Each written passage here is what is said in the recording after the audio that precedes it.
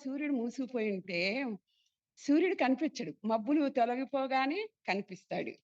ఎందుకంటే ఈ విషయం మనం ఎక్కువగా లోక వ్యవహారాల్లో ఆనందపడిపోతూ ఉంటాం. పుట్టుక నుంచి అమ్మ, నాన్న, భర్త, పిల్లలు, ఈ సంసారం, ఈ లౌకిక విషయాలు, ఆనందాలు ఇవే సత్యం అనుకుంటున్నాం, నిత్యం అనుకుంటున్నాం. ఇవి నిజమే. ఇవన్నీ ఉన్నాయి సృష్టిలో. కానీ ఇంతకి మించినది ఒకటుంది అనేది మనం ఎలా ఈ పైగా పంచేంద్రియాలు, మనకున్న ఇంద్రియాలు, పంచేంద్రియాలు, మనస్సు ఇవి పనిచేస్తాయండి. పనిచేసి ఏం చేస్తున్నాయి? ఇదే సత్యం. మనం మన జీవితం మనం ఒక పరిమితిలో పంజరంలో చిలకలాగా మన సంసారం, మన పిల్లలు, మన యొక్క ఈ సమాజం కాబట్టి సమాజంలో బతుకుతాం. కానీ ఒక పరిమితితో గీసుకుని బతుకుతున్నాం. దీనివల్ల నిజమైన ఆనందం రాదు. సుఖాలు, దుఃఖాలు, పిల్లలు ఏడిస్తే మనం ఏడుస్తాం. మనం ఎవరికైనా దుఃఖం కలిగితే మనకి దుఃఖం. అదే పక్కింటి వాళ్ళకి దుఃఖం కలిగితే మనకు కలగదు. అంటే అంత పరిమితిలో మనం ఉండిపోయాం. అలాంటి పరిమితి మాయ వల్ల వస్తుంది. ఆ మాయ పంచేంద్రియాలు అవి మనం ఏదైతే లోబడి ఉంటున్నామో అది మనస్సు అటువైపు పంచేంద్రియాల్లో చిక్కుకుని మనస్సు యొక్క సరి అయిన తోవ మనకి కనిపించట్లేదు. అదే ఈ విధంగా చెప్పుకోవడం.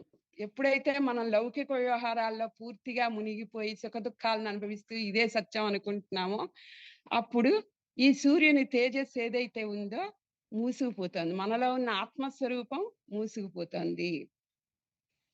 అందుకని ఇప్పుడు మనం ఏం చేయాలి? అయితే ఎక్కడో మనకి ఒక బాధ వచ్చినప్పుడో, సంతోషం వచ్చినప్పుడో ఏమంటే పక్క వాళ్ళకి చెప్పి బాధపడొచ్చు కదా! ఇంకెవరికో చెప్పి బాధపడొచ్చుగా. మనం దీనికి పరిష్కారం ఎవరి దగ్గర వెతుకుతున్నాం?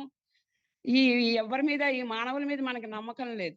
ఎక్కడైతే గురువు అంటున్నారో ఎవరో చెప్తారు. ఒక గురువో, ఒక దైవమో చెప్పగానే మనం నమ్ముతున్నాం. ఎలా నమ్ముతున్నాం? అది ఎక్కడి నుంచి వస్తుంది ఆ థాట్? అంటే మనస్సుకి తెలుసు. ఒక దివ్య శక్తి మనలో ఉంది ఆత్మస్వరూపంగా. అదే చెప్తోంది మనకి. ఇది విను, ఇలా చెయ్యి, నీకు ఆనందం కలుగుతుంది. మొదట కోరికలతోనే వస్తారండి. అందులో తప్పు లేదు. ఎందుకంటే మనకి ఏ దారి తెలీదు. మనకి దుఃఖం, సుఖం ఇవి రెండే తెలుసు. ఈ తెలిసినప్పుడు దుఃఖం కలిగితే భరించలేక అమ్మా అని ఆర్తిగా వెడుతున్నాం దేవుడి దగ్గరికి, గురువు దగ్గరికి.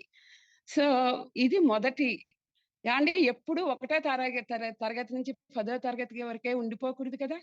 మనం భక్తి భగవంతుడు మనకి ఇస్తున్నది మనకు అనుభవం అయినప్పుడు ఓహో! బాబా నన్ను ఇంత ప్రేమగా చూసుకుంటారా? ఇంక నాకు భయమేమిటి?